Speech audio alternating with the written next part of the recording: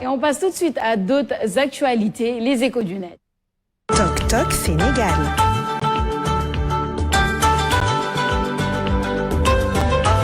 xibaar yi gën a fës ci internet bi ñu wax ci ànd ak Fatimata Bintou Ba Fatima maa ngi lay nuyu di la dalal ci plateau. maa lay fay Sofia Ba maa nuyu Amadou Bari mi ma bokkal plateau di nuyu ñi nga xamante ni jamono ji ñoo toog di ñu teewlu ci ITV ak itamit suñu internet yi. Alors Fatima, nous allons voir une question d'actualité, hein, on l'a vu tout à l'heure dans la revue des titres. Abdoulaye Daouda Diallo qui officiellement a renoncé à sa candidature pour les élections 2024 dafa mel ni mu ngi rejoindre ki nga xamante ni moo di le candidat du président Macky Sall Amadou Ba. Sofia gis nga ko ci revue des titres bi daanaka ki nga xamante ni mooy Abdoulaye Daouda Diallo wala Amadou Ba loolu la li nga xamante ni presse bi daal di xëyee tey ci réseaux sociaux yi samedi ak dimanche noonu la daal di mel dañ koy door rek ak waa E-Media Abdoulaye Daouda Diallo se range derrière Amadou Ba mu ngi noonu nag jamono ji lépp leer nañ xam nañ ni Abdoulaye Daouda Diallo noppi na ànd ak li nga xamante ni mooy candidature wala choix Macky Sall jamono bi nga xamante ni moom la ñu tànnee kii di Amadou Ba mu porter coalition Benno Bokk Yaakaar pour la présidentielle de 2024 Abdoulaye Daouda Diallo a finalement choisi maanaam ñëpp dañ doon xaar ndax dafay porter candidature am demal boppam wala nekk ci ki nga xamante ni mooy ginnaaw Amadou Ba jamono ji nag leer na mu ne le choix nga xamante ni mooy Macky Sall parce que Macky Sall moom moo daal di tànn ki nga xamante ni mooy Amadou Ba ngir mu daal di jiite coalition wala porter candidature Benno Bokk Yaakaar moom nag nee na mu ngi soutenir candidature boobu di premier ministre bi di Amadou Ba APS tamit ñëwaat na ci bu baax le président du conseil économique social et environnemental Abdoulaye Daouda Diallo a promis samedi nga xamante ni la ko daan di amalee woon foofu la ca siège mu ne à Dakar de soutenir li nga xamante ni mooy la candidature d'Amadou Ba à l'élection présidentielle du 25 février 2024 plutôt ki nga xamante ni moom moo nekkoon ministre de l'intérieur moom nee na décision bi mu ngi ko jël gannaaw bi nga xamante ni ay waxtaan am na ci diggante mag kii di chef de l'État bi di Macky Sall Seneweb ñëwaat na ci ba tey xëyaat ci Abdoulaye Daouda Diallo annonce son soutien à la candidature de Amadou Ba am na benn vidéo déclaration bi nga xamante ni moom la daal di def dañ koy seetaan ñëwaat fii ci plateau bi. acca ñu xool ko ñëwaat ci plateau bi. Lors des récentes élections locales et législatives m'a convaincu que la division est le plus grand ennemi d'un parti politique. Nous devons donc d'être à la hauteur des enjeux de l'heure et d'être soucieux de l'intérêt général. Ainsi, après plusieurs rencontres avec le président de la République, après plusieurs échanges avec mes camarades et sympathisants, j'ai décidé de répondre à l'appel du président de la République de privilégier l'unité et la cohésion à 5 mois du scrutin présidentiel. La conséquence immédiate est le retrait de ma candidature dans l'espoir qu'une telle décision, avec l'aide du Tout-Puissant, garantira la victoire le 25 février dans la sauvegarde.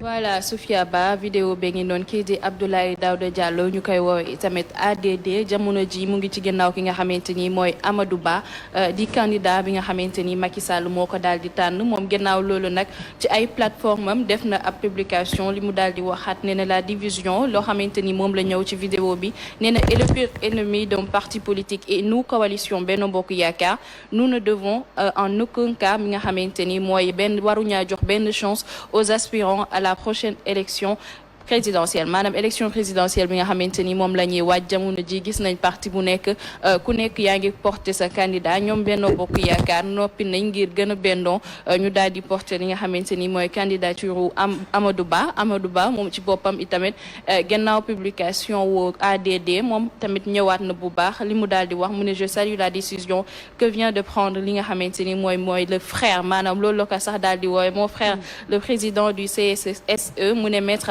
monsieur Abdoulaye Daouda Diallo mu ne merci Abdoulaye, nous gagnerons ensemble et travaillerons main dans la main mu ne pour poursuivre li nga xamante ni mooy la mise en valeur en œuvre plutôt de la vision du président de la République. Ndax gannaaw Macky Sall ba mu daal di tànnee Amadou Ba mun nañoo jàpp ni choix bi da kaa porté ci moom, donc vision wu Macky Sall la noonu la daal Amadou Ba daal di waxee gërëm bu baax ki nga xamante ni mooy ADD. waaye réaction yi nag Sophia bëri na parce que ñu bëri xam nañ li dox digganteeg Abdoulaye Daouda Diallo ak Amadou Ba. Kii di Makhtar lu mu daal di wax nee na la déclaration de ralliement de Abdoulaye Daouda Diallo à Amadou Ba mu ne est un soutien du bout des lèvres. mu ne lui-même n'est pas convaincu de son choix, maanaam ki nga xamante ni mooy Abdoulaye Daouda Diallo choix bi sax nekkul loo xamante ni daal na koy convaincre. waa Sene News ñoom benn jàngat lañ si daal di am mu ne entre Amadou Ba et Abdoulaye Daouda Diallo c'est du je t'aime moi non plus, maanaam ñoom ñaara ku nekk da ngay wax sa bopp sa morom bëgg naa la, alors que au fond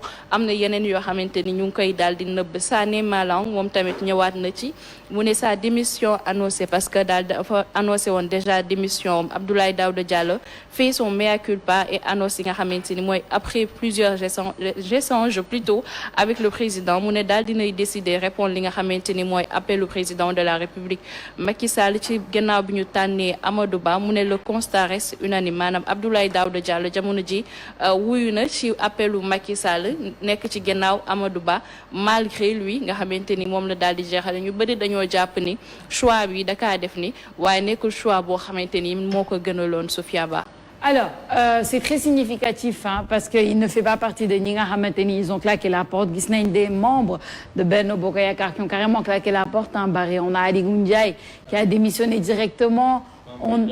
Mamboy Diaye, on a des rumeurs soi-disant que Boun Abdallah va maintenir une candidature pour 2024. Mais lii daf lay woon ni rek bon c'est comme dans tout am na ñoo xamante ni dañuy ànd ak justement li nga xamante ni moo di le choix du, je vais appeler ça entre guillemets le choix du chef tout simplement. am ñoo xamante ni bon peut-être que ñoom ils auraient cru à un autre choix wala bokk ñoom seen bopp ñu nekk choix boobu et donc à cause de ça gis nañ ñu retirer. Mais c'est très significatif. Gis nañ sax la réaction d'Amadou Ba qui est quelqu'un qui ne réagit pas à tout, qui réagit très rarement et très stratégiquement si je n'ose dire. Gis nañ ni réagir na donc xam nañ ni am na importance lii ADD def dem ci week-end. Oui, c'est un ralliement très symbolique et très important. Peut-être certains peuvent épiloguer sur la popularité ou bien sur la base d'Abdoulaye Daouda Diallo dans le Fouta parce qu'il est maire d'une commune qu'on appelle Boki Dialobé. Mais aujourd'hui, Podor, c'est un bastion, on sait tous, du pouvoir. C'est tout le Fouta quasiment, c'est un bastion du pouvoir. Mais Podor, il y a beaucoup de figures là-bas.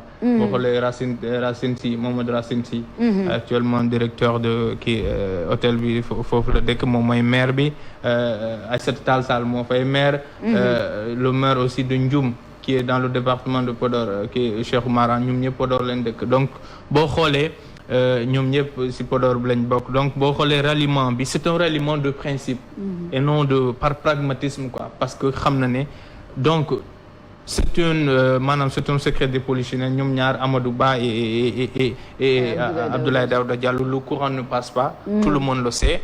Mais peut-être ils ont, et surtout par la pression du chef de l'État, parce que Abdoulaye Daouda Diallo, Macky Sall dalal na ko plusieurs fois, pour man dafa rallier mais par principe et non par conviction. Il a rallié mais il n'enterre pas la hache de guerre quoi. Maintenant luñ ci mën a yaakaar rek moo di ne tey jii nii élection Sénégal nu mel ralliement bu gën a tuuti du ndaw. buñ ko xeeb et surtout pour élection bu ñu demal nii. Donc pour le symbole même pour l'image ça limite un peu la casse quoi. Et on a vu également selon l'Observateur si samedi bi avant Macky Sall di wutali New York dalal na kii di Mame Boye Diao. Mame Boye Diao nga xam ne moom nee na il est candidat fësal na ko génn na si kii bi te moom sax tekki ne ndombal tànkam aussitôt bu mu démissionné. Donc ralliement la boo xam ne pour Benno c'est une très bonne nouvelle. Et ça ne peut que renforcer l'unité. Maintenant luñ ci mën a xaarandi rek mooy yeneen position ku mel ni Boun Abdallah Dionne aussi qui était parmi les prétendants moom it lan la nar a def. boobu itam dinañ ko teewlu dinañ ko, mais de toutes les façons ça va contribuer à limiter les dégâts quoi et les casses. Et pour le Benno c'est plus qu'une bonne nouvelle. Même si que voilà on pourrait épiloguer sur la candidature réelle de Abdoulaye Daouda Diallo. Ça solidifie en tout cas li nga xamante ni moo di seeni force seen ànd tout simplement. Maintenant en politique xam nañ ni ay stratégie la xam nañ ni voilà comme on dit la politique c'est des stratégies ce sont des ralliements de circonstances, ce sont des voilà loolu yëpp xam nañ ko. Donc ce qu'on peut faire c'est avoir une analyse froide et comprendre que fi mu ne nii il y a des raisons pour lesquelles ralliement bi am et ces raisons-là, bien sûr, on imagine que la source, c'est le président Macky Sall. Ouais, c'est le président Macky Sall. Déjà, candidat bu nekk wala koo xamante ni leader Benno Bokk Yaakaar saa bu génnee wax ni que je soutiens la candidature d'Amadou Ba day wax ni soit dama wax ak ki nga xamante ni mooy le chef de l'État Macky Sall. Donc foofu ngay xamee ni que Macky Sall actuellement mu ngi nekk di liggéeyal Amadou Ba di ko préparer bu baax a baax. Abdoulaye Daouda Diallo peut-être nit ñi dañ doon xaar ni mu maintenir li nga xamante ni mooy candidature am parce que comme bari nu mu ko waxee nii kenn umpulewul ñoom ñaar seen diggante taxukaa demee noonu moo waral sax ñu bëri insister nañ ci discours am ba mu koy def tudd ci benn yoon ki nga xamante ni mooy Amadou Ba. Donc Amadou Ba bu génnee peut-être ne moom mu ngi réjouir si li nga xamante ni décision bi Abdoulaye Daouda Diallo. Donc am na foo xamante ni ñu ngi xaw a masla di ko nëbb et c'est normal tamit bu fekkee yéen ñaar yéen a bokk coalition bokk parti yenn effort yi bu ko keneen ki defee yow mënoo def lu dul saluer ko et après ci ngay rendre compte que li nga xamante ni mooy le travail de Macky Sall derrière. Et on peut s'attendre également à d'autres candidats yi nga xamante ni peut-être annoncé wu nañ soit ñu daal di renoncer seen candidature wala également ñu daal di koy maintenir comme ni ñu ko annoncé avec Boun Abdallah et d'autres également. C'est ça. En tout cas, d'ici février, il reste quoi? 5-6 mois presque. 5 mois. Et puis voilà, on attend de voir. Je suis sûre que surprise, il dit que Fatima, on verra beaucoup de choses. C'est comme ça la politique, jusqu'au dernier jour. Et surtout, moi, je suis curieux de savoir, après la réception de Mame Boye Diao, comment dalale tout ça, que les plus xew dak nako ci CDC ak yi. Lan la mëna wax parce que demb wa APR yu Kolda ñom min addu nañ. Ñom ñoo ngi ci regroupé derrière le ministre de l'enseignement supérieur qui dit professeur Moussa Baldé ñom nénen Amadou Ba lañ andal. Donc ça veut dire tout ce que ça veut dire et on sait que Mame Boye Diao dans le sud surtout à Kolda dans le Fouladou, c'est le maire. Exactement. C'est le maire, il est très populaire et qu'aujourd'hui peut-être s'il fait une volte-face madame s'il revient en arrière, ce serait plus que voilà une autre bonne nouvelle pour le qui on attend de voir. On attend de voir. On verra bien. On sera là pour vous donner les informations en temps réel. Fatima, di la gërëm di la sant bu baax di la jox dig daje suba ci yeneen xibaar yi gën a fës ci internet. Inch'Allah Sophia Ba. Amadou Barry, à tout à l'heure. Merci beaucoup.